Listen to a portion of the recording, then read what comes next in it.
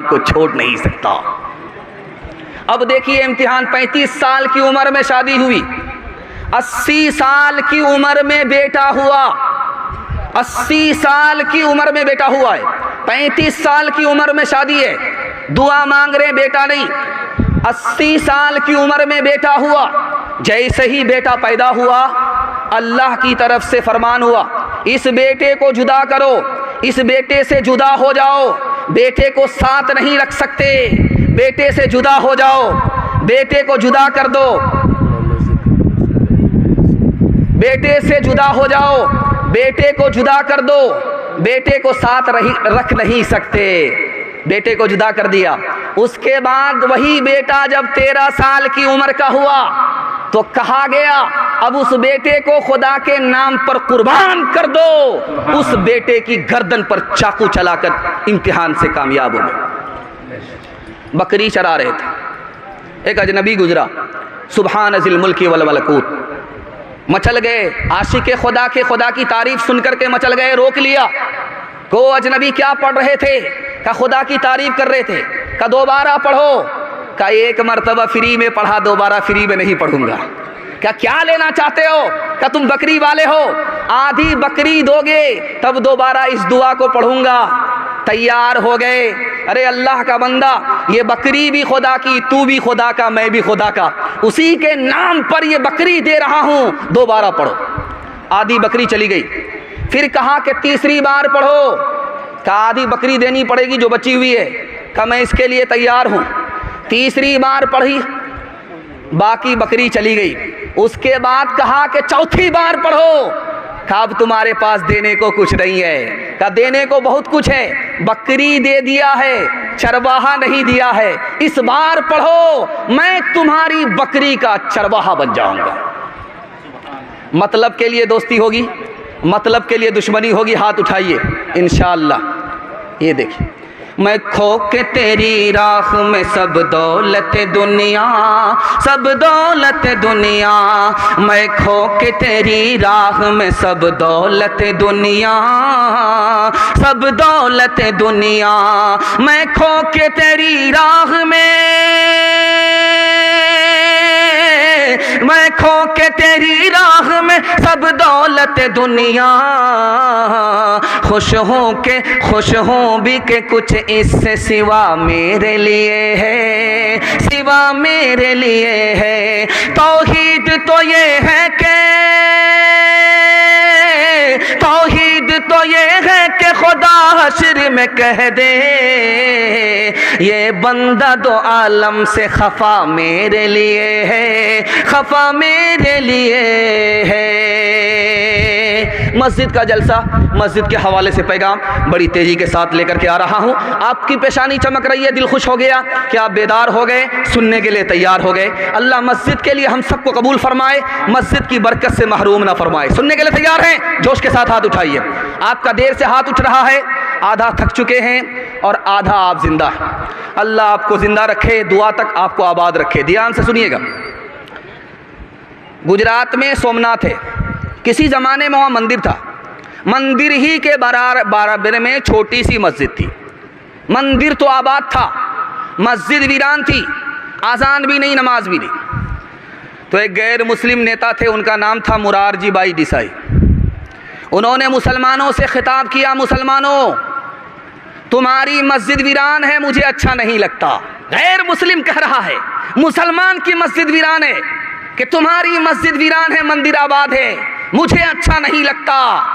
तुम मुझे एक मौज़िन दो, जेब से पैसा मैं दूंगा। तुम मुझे एक इमाम दो, जेब से पैसा मैं दूंगा। सिंध के फाते का नाम था मोहम्मद बिन कासिम। अपने ख़जाने में उन्होंने 3 रुपये रखे 100 में। किसके लिए? मस्जिद के लिए नहीं, नई मस्जिद के लिए नहीं, पुरानी मस्जिद के लिए नहीं, बल्कि मंदिर के लिए रखा कि इस मुल्क में मैं मुसलमान बादशाह हूँ और मेरी हुकूमत में हिंदू भी है, मुसलमान भी है। मुसलमान की तो मस्जिद आबाद है, मुसलमान अपने पैसे से बना रहे हैं। लेकिन गैर मुस्लिम के पास, गरीबों के पास मंदिर नहीं है। अपने ख़जाने में मुसलमान बादशाह 100 में 3 रुपए रखता है कि हर हिंदू को ये आज़ादी है, मुसलमान राजा की हुकूमत में वो नया मंदिर तामीर कर सकता है, पुराने मंदिर की मरम्मत कर सकता है। आज लाल किला जाइए आप, एक छोटी सी मस्जिद है, उसका नाम है मोती मस्जिद, आज भी मौजूद है। 1600 ईस्वी पुरानी मस्जिद आज भी मौजूद है। लाल किले के अंदर वो मस्जिद मौजूद है। उस मस्जिद में कौन नमाज पढ़ते थे? दुर्वेश खुदा औरंगजेब बादशाह नमाज पढ़ते थे। दुआ कीजिए अल्लाह उनकी कब्र को नूर से भर दे। इमाम साहब मुसल्ले पर हैं, बादशाह आगे कहा इमाम साहब वक्त हो गया, आप मुसल्ले पर बैठे हो, नमाज क्यों नहीं पढ़ाई? कहा मैं आपका इंतज़ार कर रहा था, आप बादशाह हो, आप आ जाओ, उसके बाद मैं नमाज पढ़ाऊँ। कुर्बान जाइए उस बादशाह के ऊपर। उसने कहा ओ इमाम साहब, मेरी मस्जिद से निकल जाओ, तू इमामत के लायक नहीं है। मेरी मस्जिद का इमाम वो है जो खुदा के लिए नमाज पढ़ाए। मेरी मस्जिद का वो इमाम हरगिज़ नहीं हो सकता जो बादशाह के लिए नमाज पढ़ाए। एक माइकल जैक्सन था, दुनिया का डांसर था, इतना बड़ा डांसर था कि उसका दावा था अगर मैं डांस करूं मेरी मजलिस में मौलवी पंडित क्यों ना हो, वो भी हरकत में आ जाए। उसका इतना बड़ा दावा था। इतना पैसा कमाया कि बैंक वाले हाथ जोड़ करके खड़े हो गए, अब बैंक में तुम्हारे पैसा रखने की जगह नहीं है। इतना पैसा कमाया। उसके बाद वो बोला मैं दुनिया में मशहूर हो गया, मुझसे बड़ा हीरो कोई नहीं, मुझसे बड़ा डांसर हॉलीवुड में कोई नहीं, लेकिन मुझे पैसे से सुकून नहीं मिला, मुझे शोहरत से सुकून नहीं मिला। सुकून उस वक्त मिला जब मैं मुसलमान हुआ, मस्जिद आया, नमाज पढ़ी। जो सुकून मुझे इसमें मिला दुनिया की किसी दौलत में नहीं मिला। आप एक तजर्बे की बात है, ये देख रहे हैं एक एक लाइन से मोबाइल लगा हुआ है। आपको सुकून कहाँ मिलेगा, आपका सुकून कहाँ जाएगा, ये राज आपको एक लाइन में बताने के लिए जा रहा हूँ। ये मोबाइल आप देख रहे हैं, सिर्फ 5 मिनट के लिए आप मोबाइल खोलिए, उसको सिर्फ 5 मिनट देखिए घड़ी देख करके, आपके 1 घंटे की नींद हराम हो जाएगी। आपको नींद नहीं आएगी, कल से तजर्बा करके देख लीजिए आप। सिर्फ 5 मिनट के लिए आपने मोबाइल देखा, आँख से नींद उड़ गई और आपको 1 घंटे तक नींद नहीं आई। और जुमा का दिन था, आपने गुस्ल किया, चप्पल उतार करके आपने मस्जिद के अंदर दाखिल की। इमाम साहब मिंबर पर खड़े होकर के खुतबा दे रहे थे, आपको झटके पर झटका आ रहा था। क्यों आ रहा था? कभी आपको दोपहर में नींद नहीं आई और खुतबे के वक्त में नींद आई। राज क्या है? जब आदमी मोबाइल देखता है उसका दिल परेशान होता है, जब दिल परेशान होता तो नींद नहीं आती। जब अल्लाह के घर में अल्लाह का बंदा आता है तो अल्लाह की रहमत उसको घेर लेती है, सुकून उसको मिलता है, इसलिए नींद आती है। नींद फूल पर आती है, कांटे पर नहीं आती।